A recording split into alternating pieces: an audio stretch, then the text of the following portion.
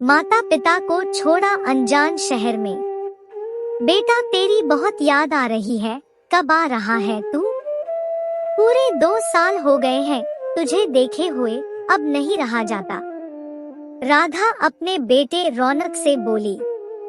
रौनक बोला, माँ 15 दिनों में मेरी मुंबई में मीटिंग है, मैं मुंबई आने वाला हूँ, तब गांव भी आऊंगा। और बताओ घर में सब कैसे हैं? दादा दादी, पापा और आप? यहाँ सब ठीक है, बस तू आजा। रौनक को भी अपना परिवार याद आ गया, वो भी सबको बहुत याद करता था, खासकर अपने दादा दादी को। रोज उसे अपने दादा दादी से कुछ ज्यादा ही लगाव था।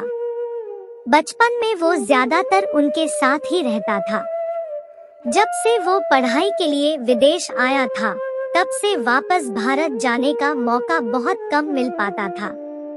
जैसे ही पढ़ाई पूरी हुई, उसे विदेश में ही नौकरी मिल गई। मगर इस बार उसे बहुत खुशी थी कि मीटिंग के बहाने ही सही उसे अपने घर जाने का मौका मिलेगा। वो अपने माता पिता, दादा दादी से मिलने के लिए तरस गया था। उसे अपने बचपन के दिन याद आ गए, जब वो अपने दादा दादी के पास सोया करता था। जब उसके दादा दादी उसे कहानी सुनाते थे, तब उसे नींद आती थी। दादी हर रोज उसकी पसंद का कुछ ना कुछ बनाती थी और दादा शाम को उसे घुमाने ले जाते थे। वो सारी बातें याद करके रौनक का दिल बच्चे जैसा हो गया। मगर विदेश से इस तरह निकल पाना इतना आसान कहाँ था। बहू, तुम्हारे पापा जी की शुगर बढ़ती जा रही है, जबकि वो तो मीठे का भी पूरी तरह परहेज करते हैं। गांव के डॉक्टर को दिखाकर थक गए हैं, मगर कुछ फर्क ही नहीं पड़ता। इनकी तबीयत और ज्यादा खराब रहने लगी है। एक बार किसी बड़े डॉक्टर को दिखा देते तो अच्छा रहता। राधा की सास सुनैना जी राधा से बोली। राधा मुंह बनाते हुए बोली, माँ जी, पैसे क्या पेड़ पर लगते हैं? गांव में इलाज के लिए आपको पैसे देते हैं, वो क्या कम है जो अब आपको इलाज के लिए शहर जाना है? आने दो आपके बेटे को, आपकी शिकायत नहीं की तो मेरा नाम राधा नहीं। सुनैना जी बोली, माफ कर दो बहू, मगर तुम राज से कुछ मत कहना। वैसे भी वो काम से थक हार कर आता है और तुम शिकायत का पिटारा लेकर बैठ जाती हो तो उसका दिमाग खराब हो जाता है और वो झल्ला उठता है। राधा बोली, साफ साफ क्यों नहीं कहती माँ जी कि आपको अपने बेटे से डर लगता है, इसलिए तो आप मुझसे ये सब कह रही है। आप अपने बेटे से ही क्यों नहीं कहती पापा जी को बड़े डॉक्टर को दिखाने के लिए? सुनैना जी बोली, बहू, मेरे बेटे के कान तो तुम भरती हो, अब वो अच्छी हो या बुरी, घर में सब कुछ तुम्हारे कहने से ही तो होता है, इसलिए तुमसे कहने चली आई।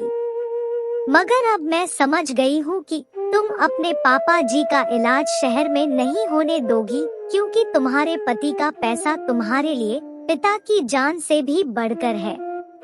सुनैना जी अपने पति आलोक जी से बोली, सुनो जी, हम शाम को यही पास के डॉक्टर को ही दिखाने चलेंगे।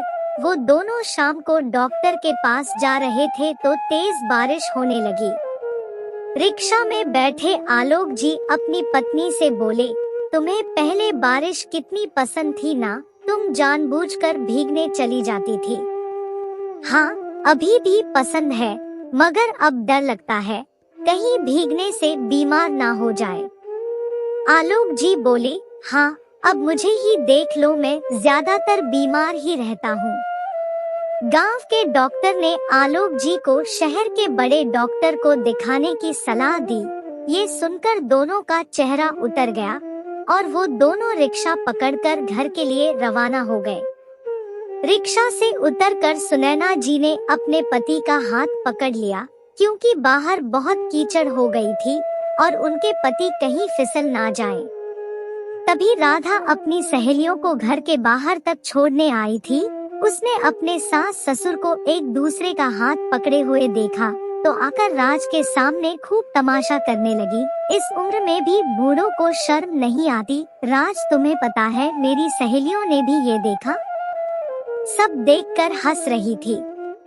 एक ने तो ये भी कहा, बूढ़ी घोड़ी लाल लगाम। राधा, तुम्हारे सास ससुर को शर्म नहीं आती? इस उम्र में भी एक दूसरे का हाथ पकड़कर चल रहे हैं जैसे कोई नवविवाहित जोड़ा हो। राज, मैं तो तंग आ गई हूँ इन दोनों की हरकतों से। ना जाने कब तक दोनों मेरी छाती पर मुंगदलते रहेंगे। तुम कहीं छोड़ क्यों नहीं आते इन्हें? कम से कम बला तो टलेगी। राज बोला, राधा, तंग तो मैं भी आ गया हूँ इन दोनों से, मगर इन्हें कहाँ छोड़कर आऊँ वो समझ में नहीं आता। राधा बोली, जी वैसे भी इन्हें बड़े डॉक्टर के पास जाना है। माँ जी कई बार कह चुकी है, तुम डॉक्टर के बहाने उन्हें शहर में ही छोड़ आना, कम से कम पीछा तो छूटेगा हमारा इन दोनों से। राज को भी ये तरकीब अच्छी लगी। वो दूसरे दिन ही बोला, माँ पापा, मैं कल ही आपको बड़े डॉक्टर को दिखाने के लिए मुंबई ले चलूंगा। वैसे भी पापा की शुगर बहुत बढ़ गई है। आप अपने कपड़े बैग में रख लेना क्योंकि हमें वहाँ 4-5 दिन तो लग ही जाएंगे। आलोक और सुनैना जी सोचने लगे, आज इसके शब्दों में इतनी चाशनी क्यों टपक रही है। इतने दिनों से जब मैं बड़े डॉक्टर को दिखाने के लिए कह रही थी तो इसके कान पर जू तक नहीं रेंगती थी, उल्टा 4 बातें सुनाकर चला जाता था। आज खुद ही डॉक्टर के पास जाने के लिए तैयार हो गया। उन दोनों ने अपना बैग तैयार कर लिया। जैसे ही वो हॉस्पिटल पहुँचे, राज उन्हें बाहर ही बिठाकर बोला, आप यहाँ बैठो, मैं अभी आता हूँ। राज को गए काफी समय हो गया था। अब दोनों को चिंता होने लगी थी। उन्होंने राज के फोन पर कॉल किया मगर उसका फोन नहीं लगा। वो दोनों वही बेंच पर ही सो गए। 2-3 दिन के लिए तो उनकी जेब में पैसे थे, उन्होंने उससे ही काम चलाया। अब वो दोनों समझ चुके थे कि राज जानबूझकर उन्हें यहाँ छोड़कर गया है। वह दोनों रोने लगे। उन दोनों को रोता देख वहाँ से गुजरता एक नवयुवक उनके पास आया और बोला, अंकल जी, मैं 3 दिन से आपको यहाँ बैठे हुए देख रहा हूँ। मैं यहाँ 3 दिनों से अपने पापा का इलाज करवाने आया हूँ। आप लोग यहाँ के तो नहीं लगते, किसी गांव के लगते हो। मेरा नाम आनंद है, क्या मैं आपकी कुछ मदद कर सकता हूँ? उन्होंने अपनी सारी कहानी सुना दी। आनंद को उन पर तरस आ गया। वह उन दोनों को अपने घर ले गया। सुनैना और आलोक जी अपने बेटे के पास नहीं जाना चाहते थे, इसलिए सुनैना जी हाथ जोड़कर बोली, बेटा, हम यहाँ ऐसे नहीं रह सकते। तुम हमें घर का काम करने दो ताकि हमें ये ना लगे कि हम मुफ्त की रोटियां तोड़ रहे हैं। आनंद अपने पिता के साथ अकेले रहता था और उसके पिता बहुत बीमार थे, इसलिए उसने सारे काम उन बूढ़े दंपति को दे दिए। उधर रौनक भी मुंबई आने के लिए रवाना हो चुका था। जिससे उसकी मीटिंग होने वाली थी वो और कोई नहीं, आनंद ही था। रौनक मीटिंग के लिए आनंद के घर पहुंचा। दोनों बातें कर रहे थे। इतने में सुनैना जी दोनों के लिए चाय नाश्ता लेकर आई। रौनक अपनी दादी को वहां देखकर दंग रह गया। उसने अपनी दादी को गले लगाया।